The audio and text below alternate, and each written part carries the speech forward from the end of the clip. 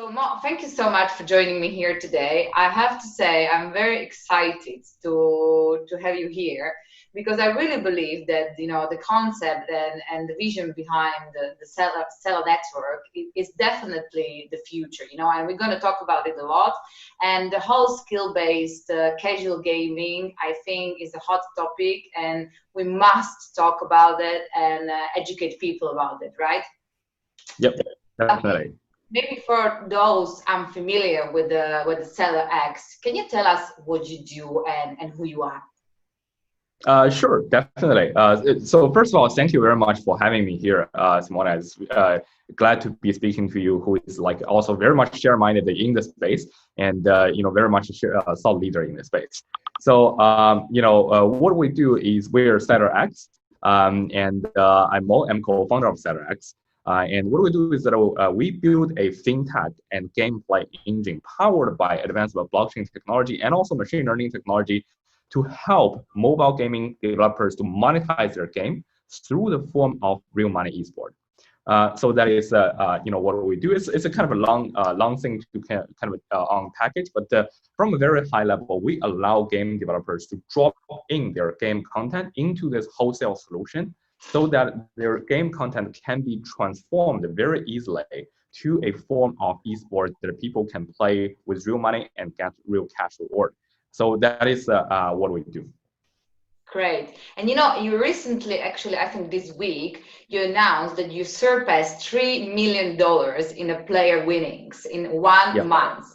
I mean, congratulations. So, the question is, do you think that the rise of skill-based casual gaming is a kind of indicator of like ultimate shift from the traditional casino games like a slots?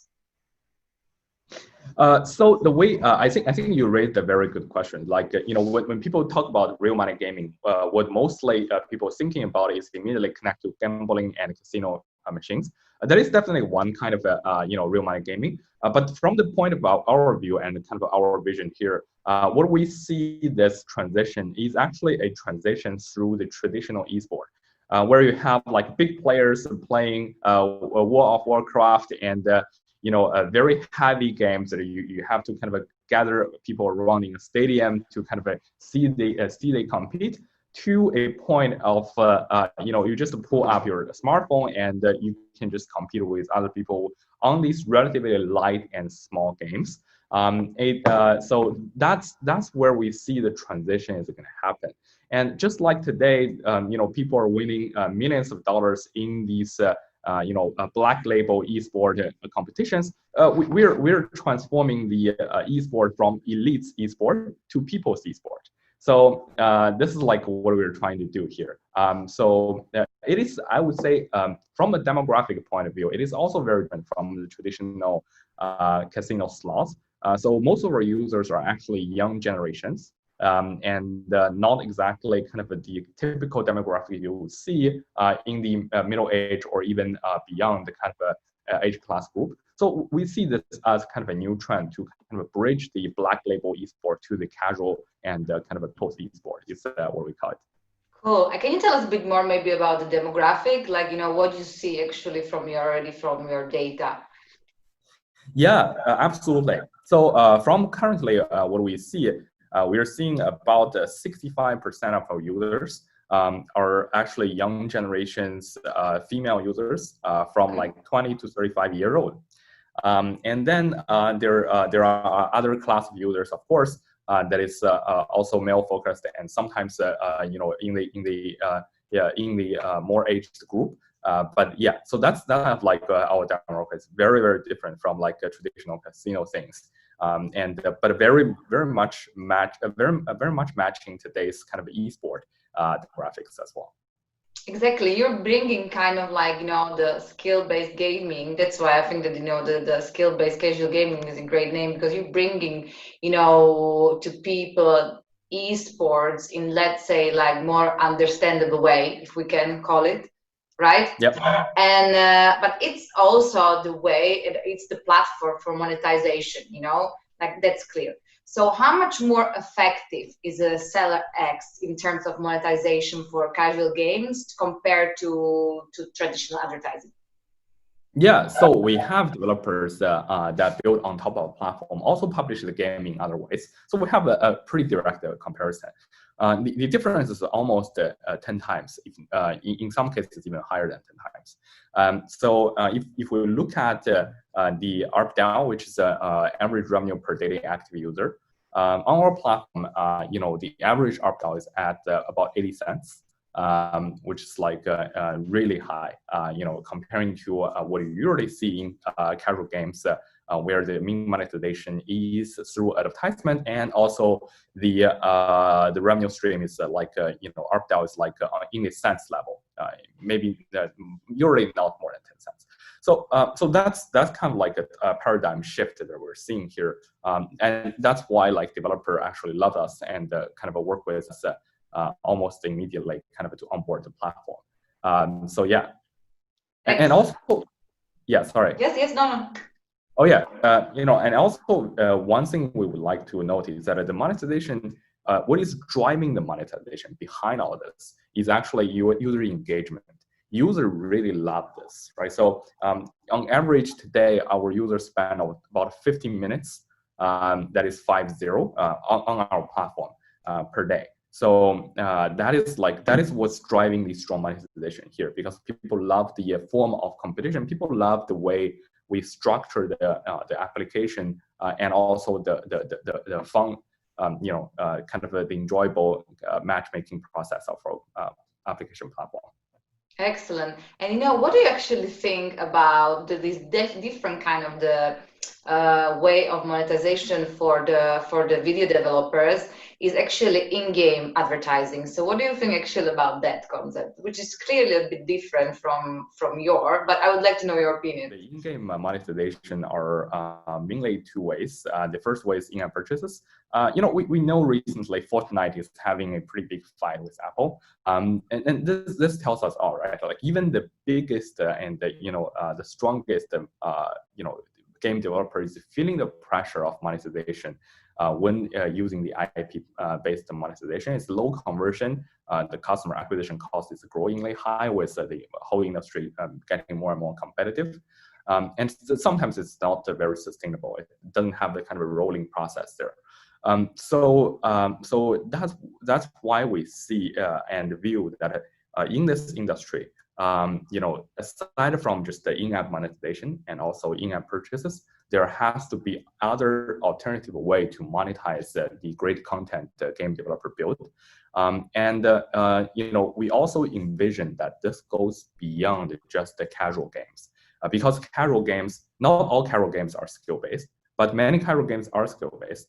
But at the same time, skill-based games are not all casual games. There are a lot of turn-based game, strategy game, and real-time interactive game.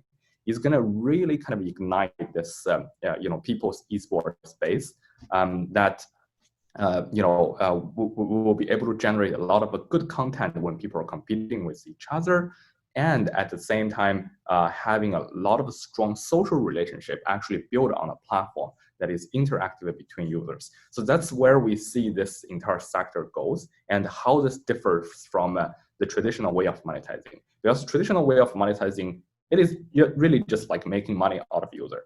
But for this way of monetizing, we're not only doing monetization for game developers, but also building an ecosystem and also a social platform on top of that.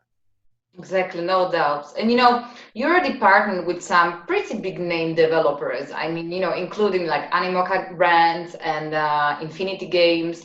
So what is your feedback has been so far?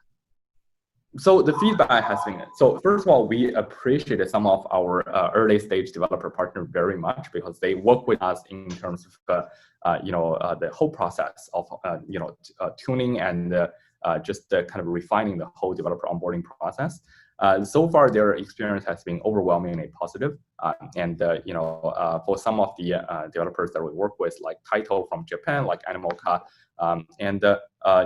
we will continue to work together. We already published some title, like the classic bust move title on our platform, and we're going to continue to work together to kind of publish more titles to the platform. So So far, we're very pleasant that we definitely have a very clear product market fit in terms of the developer market because they see the potential and see the numbers. Cool. And talking about now, we are talking about the feedback from the developers, the game developers. But to be honest with you, I was going through your YouTube channel and I was pretty impressed with the video from the Denver Hackathon, and you were interviewing actually the users, the CelerX users, and getting their feedbacks, and they were actually these really young guys, I think the youngest was around 10 years. And he was, that's right. And he was explaining. I think I even posted today on my personal Facebook because I found it fascinating that the 10 years old was explaining the core value of the blockchain and decentralized apps better than any speaker I've met at a blockchain conference over the years. I have to say that. It was pretty impressive. So what is about, I mean, we could clearly see from the videos, but who, are maybe unfamiliar, what's been feedback from users? Yeah, definitely. So I think for the users, when people talk about blockchain, people will think about, oh, this is like this very obscure thing that is very hard to use, and the things like that. And basically, this is like the people's first impression. Now, we don't want to leave that impression to the developer. We are a technology house. We build advanced technology for blockchain and also machine learning. But we don't want to kind of expose that to the users. We want to hide the entire blockchain flow from the users. Instead, just to provide them with the benefit instead of the hurdle that they need to kind of jump through to kind of onboard this technology. So so far, our users' feedback has been overwhelmingly good. Like if you look at some of the ratings on the on App Store, we have been consistently achieving like 4.5 plus star ratings. Fortunately, thanks to our kind users, and but underlying there is a whole technology platform powering this, and it does bring core value for the users because it, first of all, expand the reach of the audience. It makes it possible to expand to multiple different countries that is traditionally not reachable through traditional financial institutions. With the blockchain capability, a lot of different countries, in fact, more than 100 different countries, will be able to access our platform very easily, and they can really participate in the global movement of esports gaming, and even be a professional for this. So that's something that we're very excited about. And that's where it brings value. And also at the same time, transparently, what the blockchain also enables is a very secure gaming environment for people to be able to play the games without worrying the fact that someone will alter the game, or if us can kind of cheat in the game and things like that. It takes away the trust issue in this esports platform relatively easily and solve a lot of the major problems there. So yeah, that's why we think this is like exciting space. But in the end of the day, we hide all these complexity from our users, just provide them with the best service. Yeah, excellent. Actually, that's what I think that makes you different, because it was very clear that straight from the beginning you try to actually gather the feedbacks, and the users there, the nowadays, especially the millennials, they are not shy, so you can see that they were giving you the pretty hardcore feedbacks, what they like, what they don't like, what they would improve, so it makes them closer to your brand, right, and to your platform. But your team includes talents, with PhDs from like MIT, from the UC Berkeley, from the Princeton, how did you end up working all together?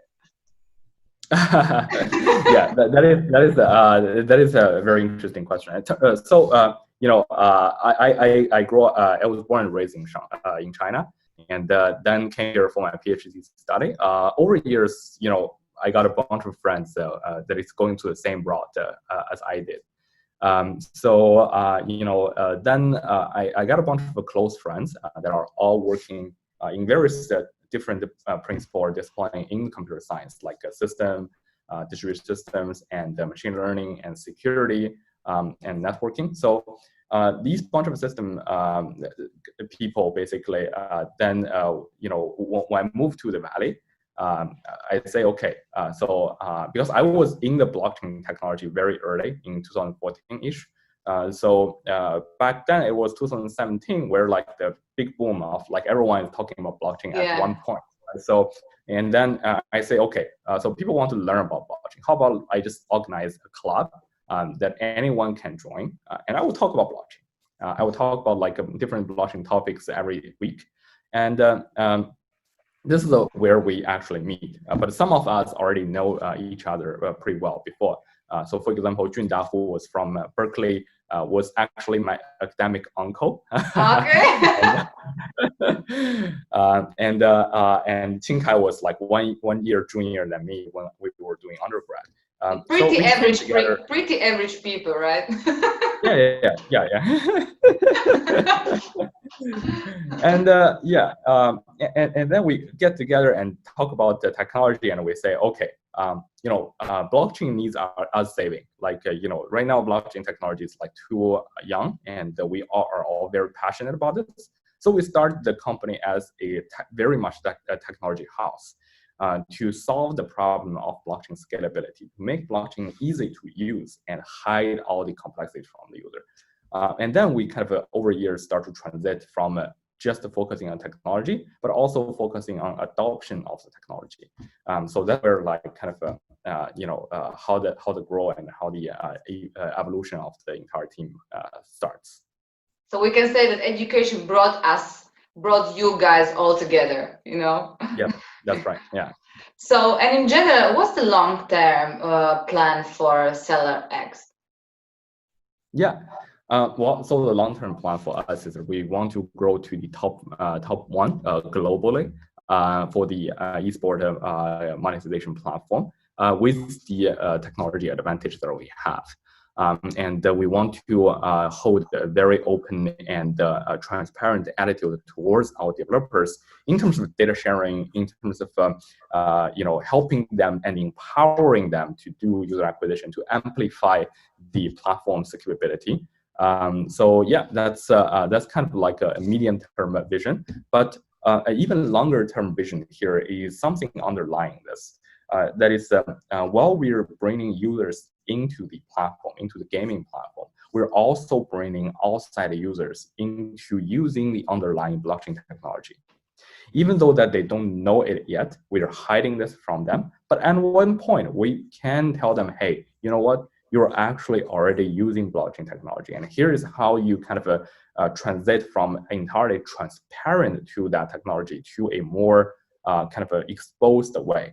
And that's where we think that some of the very powerful things will lie in the future. That is, essentially, we're kind of going out of the blockchain circle and try to group a bunch of users into this circle without them knowing this, and then tell them, hey, you're now in a new world. And now we have this young generation of population in our game. The possibilities is endless, I would say. Exactly. This was actually my next question, because you as a person who is involved in blockchain, the industry straight, let's say from the beginning, early, when nobody was believing, and there was a very small group of the people who actually, knew about, the blockchain technology back in the days. And here at AYO.NEWS, we try to, as well with these interviews, educate people about blockchain technology, and that is not only about the cryptocurrencies and if the Bitcoin going up and down, right?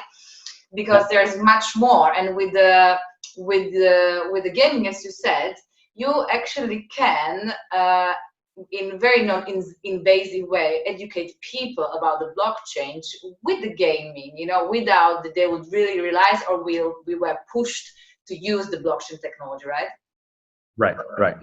We don't want to kind of push user to, we don't want to kind of force user, but we want to kind of silently push them into the space and let them enjoy the benefit.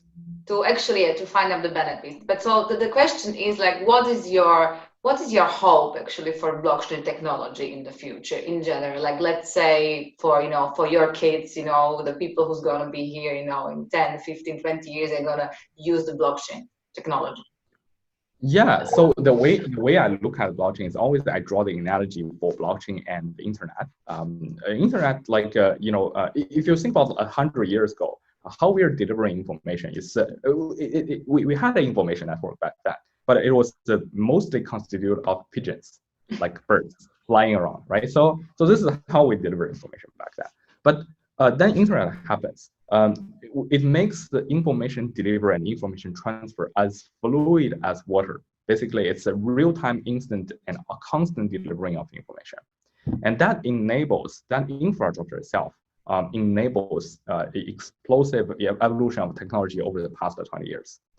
And but like that's on the information side. But if we look at the value transfer side, basically the value transfer side, the bank we have like around the corner is basically the same bank 100 years ago. On that front, the value transfer is still very much similar to what has been the way like for more than a century. Now, blockchain offers the fundamental possibility to break the financial silos with a global trust-free value transfer network and with programming logics or with more complex logic capabilities built on top of that. So this is where we believe that this kind of technology will enable, that is to match the fluidness or to match the frequency of value transfer to information transfer. And that process, we believe, will enable a lot of new evolution in terms of technology, in terms of social changes, in terms of like how even the word and some of the word of the order is kind of organized. So that's the way that we believe. And for my child, I would hope that they can and be able to enjoy this kind of a benefit with fluid level kind of value transfer accompanied with information transfer. Excellent. And when we talk about we talk about more about the blockchain aspect, and to talk about more about like the esports aspect, because you merge both these huge trends at the moment. You're pretty on spot when it comes to trends at the moment. so from the esports point of view, what do you find? Why do you think that the esports is such a fascinating phenomenon at the moment? And because we can see it, esports booming was accelerated by the COVID-19 as well, and it's just one of the most talked topics at the moment. So what are why do you think that esports phenomenon is so fascinating? Yeah, I mean, esports is fascinating because like people like to, there's an inherent psychology need for us to communicate with other people. And the relationship with other people can be collaborative and can be competitive. And I see this from a philosophical point of view. I see this as kind of a, two sides of one coin, right? So it's equally kind of needed. So from esports point of view, it allows people to have this feel of achievement in the process of competition, and maybe in many cases friendly competitions, right? So and improve their skills and kind of be able to open doors for them for additional income sources if they're really good and be able to kind of even support their family, right? So for on that respect, I believe esports is really good trend. That is, it's going to become the future of. It's going to become a major part of the future sports, and and we're just right at the beginning of it. We just passed the phase that people are thinking, oh, gamings are bad. You shouldn't be do gaming. Like that's because my generation grew up. Like I born in the 90s. Back then, my parents is basically saying that okay, no, games are bad. But when we grow up, we say okay, games are good. Now let's try to kind of make sure that the things are kind of in a controlled way and everything. So we're right at the point that we kind of go over that hump. The industry is also kind of booming because again our generation grew up and we want to kind of see we like watching esports. I like watching World of Warcraft like a lot, and the various kind of esport events. So I think there is definitely a macro trend there in terms of the generational changes. Now what we need to do from kind of entrepreneur point of view is to capture that macro trend with the right technology and the right product to deliver user with the best experience. So to fulfill their a desire to compete and to win and to reach the achievement they want. And that's where we think that esports is gonna go. Excellent. I could not agree with you more, actually, because it's really just the evolution. It's not about if the traditional sports and the traditional gambling is a good or bad, and if the esports is the right choice or not. But it's just the natural evolution from how we grew up and how today's kids grow. I mean, these kids actually seeing as a celebrity the esports players, right? not like us, the music bands. That's So right. it's just the national evolution. Mo, I really thank you for this interview, and I'm very thankful that you shared with us your insights and opinions. And I'm pretty sure that we're gonna hear about the Celer Network and about your future developments and achievements. And we're gonna watch it, and I hope that we're gonna see you again here, that you're gonna update us about what's going on. Absolutely, and I really appreciate you having me here. It's it's booming industry, and I think you're definitely doing something very important to spread the information and the vision here. Thank you, Mo, again, and have a nice day. Thank you so much. You too. Have a nice night. Bye-bye. Bye.